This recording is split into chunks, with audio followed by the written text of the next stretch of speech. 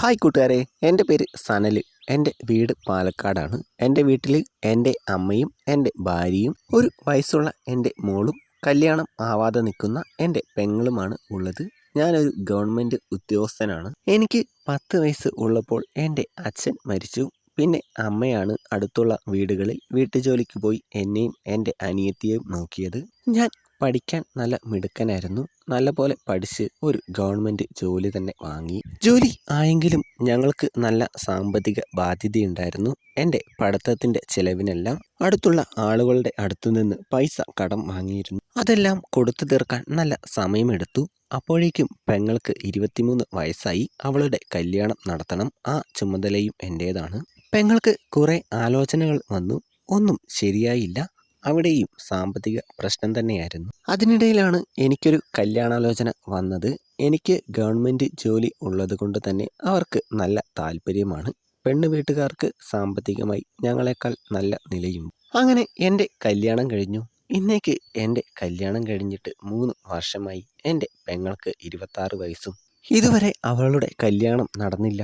കുറച്ച് ദിവസങ്ങൾ കഴിഞ്ഞ് പെങ്ങൾക്ക് നല്ലൊരു ആലോചന വന്നു. 2 കൂട്ടർക്കും ഇഷ്ടപ്പെട്ടു. 6 മാസം കഴിഞ്ഞ് കല്യാണം നടത്താം എന്ന് തീരുമാനിച്ചു. കാര്യങ്ങളെല്ലാം വലിയ കുഴപ്പമില്ലാതെ അങ്ങനെ പോയിക്കൊണ്ടിരിക്കുകയാണ്.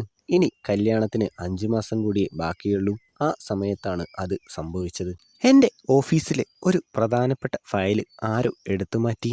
പക്ഷേ ആ കുറ്റം എൻ്റെ തലയിലാണ് വന്നത്. എനിക്ക് അതിൽ ഒരു അറിവും ഇല്ലായിരുന്നു. പക്ഷേ എന്ത് ചെയ്യാൻ പറ്റും? എനിക്ക് 6 മാസം സസ്പെൻഷൻ കിട്ടി. എൻ്റെ ഒരാളുടെ വരുമാനത്തിലാണ് വീട് കഴിഞ്ഞു പോകുന്നത്. കല്യാണത്തിനായി മാറ്റിവെച്ച കുറച്ച് പൈസയുണ്ട്. പക്ഷേ അത് പോരല്ലോ. ബാക്കിയുള്ള ചിലവുകൾക്കെല്ലാം എന്ത് ചെയ്യും? എൻ്റെ ഭാര്യ ഒരു പാവമാണ്. ആരോടും വഴക്കോ ദേഷ്യമോ ഒന്നും അവൾക്കില്ല.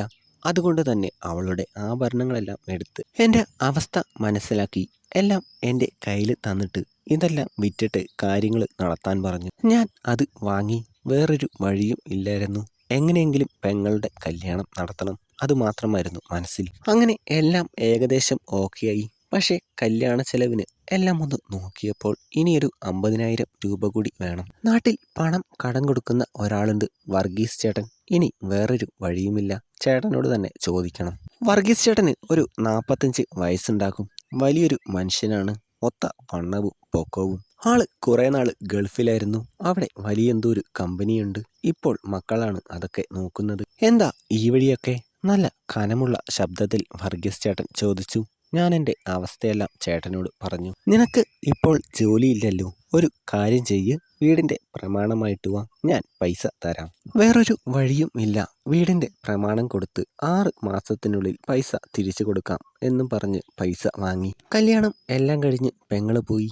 എൻ്റെ വലിയൊരു ഉത്തരവാദിത്തം തീർന്നു. സത്യം പറഞ്ഞാൽ എൻ്റെ പെങ്ങള് പോയതിന് ശേഷമാണ് ഞാനും എൻ്റെ ഭാര്യയും നല്ലപോലെ ഒന്ന് സംസാരിക്കുന്നത്. കുറച്ച് ദിവസങ്ങൾ കഴിഞ്ഞു. ഞാൻ വീണ്ടും ജോലിയിൽ പ്രവേശിച്ചു. ഒരു ദിവസം ഓഫീസിലേക്ക് വർഗീസ് ചേട്ടൻ വന്നു. അപ്പോഴാണ് കടം വാങ്ങിയ കാര്യം ഞാൻ ഓർക്കുന്നത്. ചേട്ടനെ വിളിച്ചുകൊണ്ട് ഞാൻ പുറത്തേക്ക് പോയി.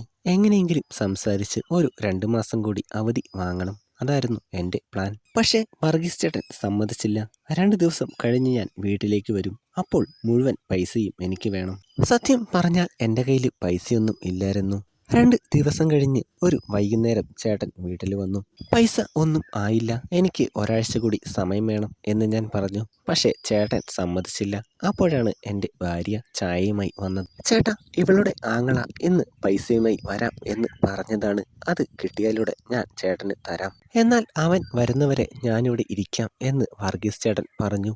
ആ സമയം അവൾ കൊണ്ടുവന്ന ചായ അയാൾക്ക് കൊടുത്തു. ആ ചാല് നോക്കി അയാൾ വെള്ളമിറക്കി. എൻ്റെ ഏത് ആങ്ങളയുടെ കാര്യമാണ് നിങ്ങൾ പറയുന്നത്? എനിക്ക് ആങ്ങളയൊന്നും ഇല്ലല്ലോ.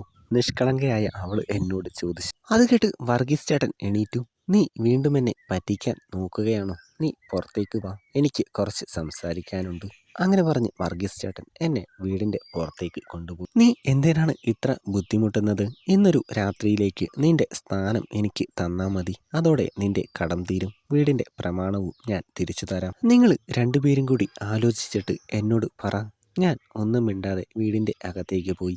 അവള് അതെല്ലാം കേട്ട് അവിടെ നിൽപ്പുണ്ടായിരുന്നു. ഒന്നും മിണ്ടാതെയുള്ള എൻ്റെ നിൽപ്പ് കണ്ട് അവള് പറഞ്ഞു, നമ്മുടെ കടമെല്ലാം തീരുമെങ്കിൽ ഞാൻ സമ്മതിക്കാം. ഞാൻ വീടിൻ്റെ പുറത്തേക്ക് ഇറങ്ങി വന്നു.